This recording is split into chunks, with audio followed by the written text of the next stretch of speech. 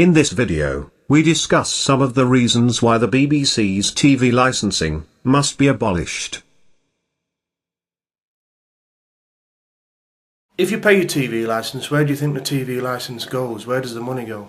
It doesn't go back into the local community. It goes to keep the bosses in their rich lifestyle that they've come accustomed to over the years through dipping into the pockets of the poor and the working class. They claimed for plane tickets and champagne, parking costs and taxes, on top of basic salaries of £300,000 and upwards. They even claimed for teddy bears. The biggest spender was the Director General, Mark Thompson, who claimed over £19,000 last year. Because it's such a big organisation, often each little part of the BBC gets run as an independent fiefdom, almost, and they're not really answerable unless something goes horribly wrong. And they're in ridiculous situations, money-wise, whereby, I mean, there's a guy who does a national radio show, and he flies from Belfast to Manchester, stays 2 nights in a hotel to do his show from Manchester, just to say, look, we're doing a show from the regions. He might as well just do it from Belfast, and bang, they've saved at least 30 grand a year there. You know, if they need a new potted plant for an office, they can't just go out and buy a yucca plant for £25 or a table lamp for 25 quid. They have this company they go to, and they supply one, but we can't charge you less than 150.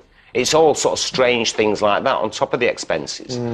When I was working for BBC Telly for a while, I never opened my fee envelope for about 3 months. I lived entirely off the expenses. In fact, I had money sticking out of every pocket. I didn't know what to do with it. Yes, that does not surprise me, Mike. I was threatened by the head of the department that if I didn't up my expenses claim, that I would be removed forthwith. Yeah, I can imagine. And that's the truth. If your expenses are remarkably low, young man, I said, yeah, well, I haven't had any. He said, well, make some up. He said, what are you trying to do? Kill it for the rest of us? I think the BBC should do whatever it wants to do, but it should pay its own way. If it wants to be a full-on propaganda outlet like Sky, that's fine. But, you know, don't do it at the expense of the public and promising something you can't deliver in terms of public interest and access to the airwaves. The shocking propaganda campaign by the BBC contained in programmes like Conspiracy Files, Conspiracy Road Trip, which is the most abhorrent, odious bilge that's ever been constructed by a TV company, and I say this as an ex-BBC employee. It's absolutely childish, disgusting, horrible, I can't think of the adjectives, that is so unscientific, so unfair, such blatant propaganda, that on that alone, you shouldn't pay your TV licence. If you have a TV licence, why? You are funding your own downfall. It is absolute social suicide. Stop doing it. Stop doing it. In 2009, the BBC sparked outrage with its refusal to air a British charity appeal by the National Disasters Emergency Committee during Israel's attack on Gaza. People will die because of the BBC decision. Let me be clear about that. 2 years later, BBC Radio censored the word Palestine live on air when a rap artist tried to say the words Free Palestine. And that is just a sample of many incidents where the BBC's management failed to uphold principles of impartiality. While people can complain, their complaints will be heard by the BBC Trust, unlike all other UK broadcasters who have to answer to the British media regulator, Ofcom.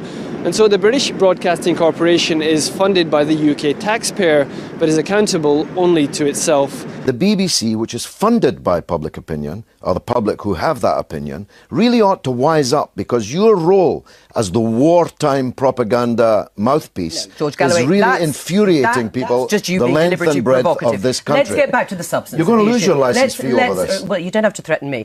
The BBC is not reporting anything that represents the people of this country. Well, I've been thrown out of the BBC and everything just for speaking the truth. The BBC don't like the truth. You're sucking the cock of the establishment, and that is it. You are a criminal for not paying your TV licence. I mean, that's just bizarre to me. I just don't understand it in the slightest. All right, well, it should be on file anyway. Don't you dare do that to me, I'll smack you in the mouth, you little git.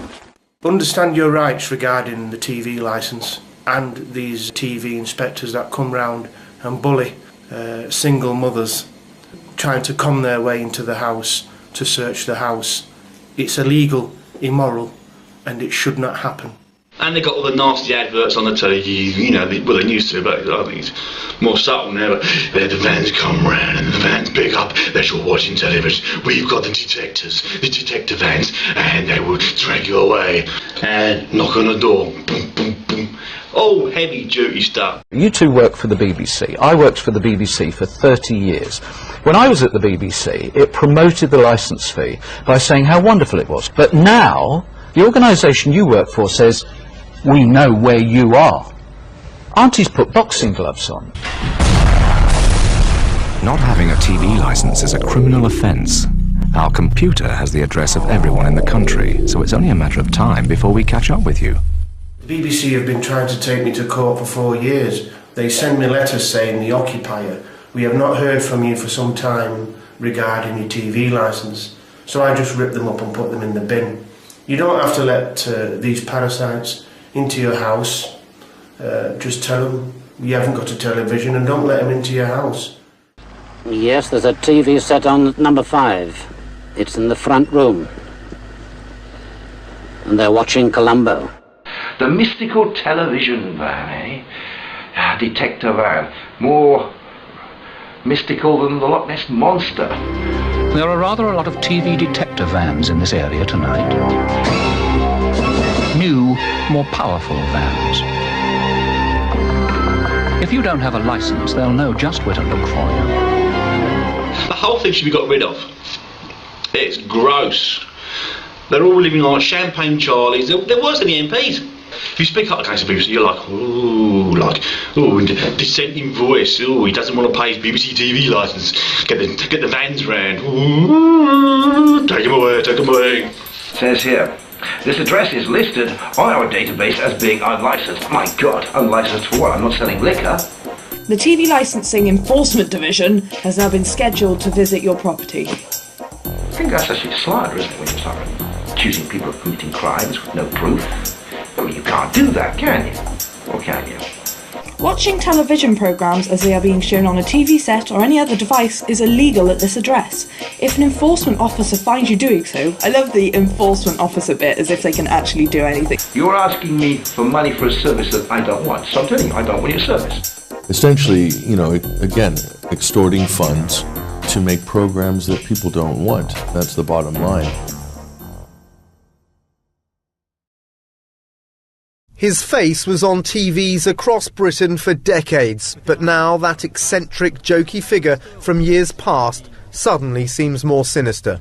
Sir Jimmy Savile, disc jockey, TV personality, fundraiser, and now alleged to have been a predatory child abuser with more than 200 victims, according to the police. The BBC has spent £28 million of taxpayers' money, of licence fee payers' money, on gagging people. What? £28 million was paid out to over 500 people to sign special gagging orders. What could the BBC possibly have to hide?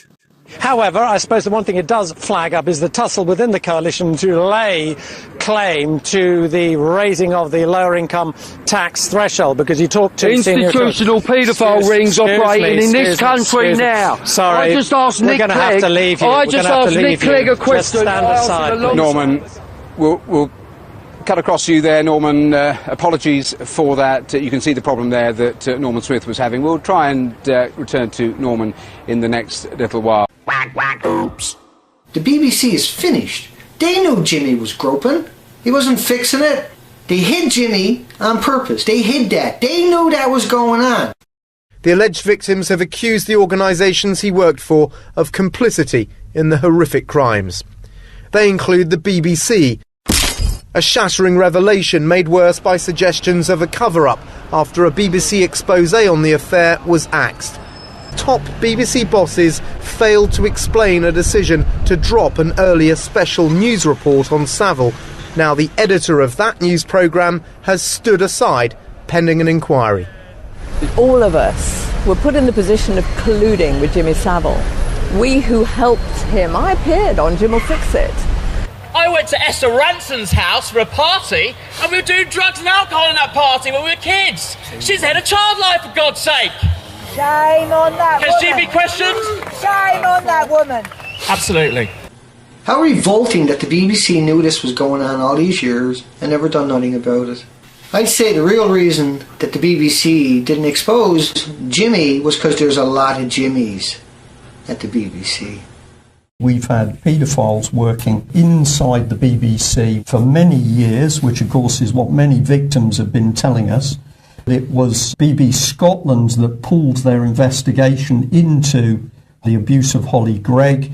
They had already sent emails saying they were convinced she had been abused, and then suddenly BBC Scotland pull their investigation. We know for a fact that paedophiles have been operating in the BBC. Are they still operating? And are those the people that are prepared to close down investigations into paedophiles elsewhere?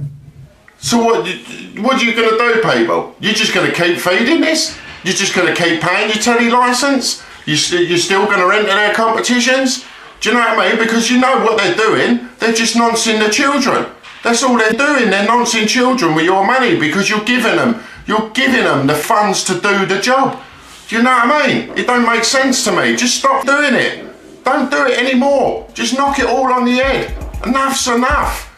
You know what I mean? Please, think about it.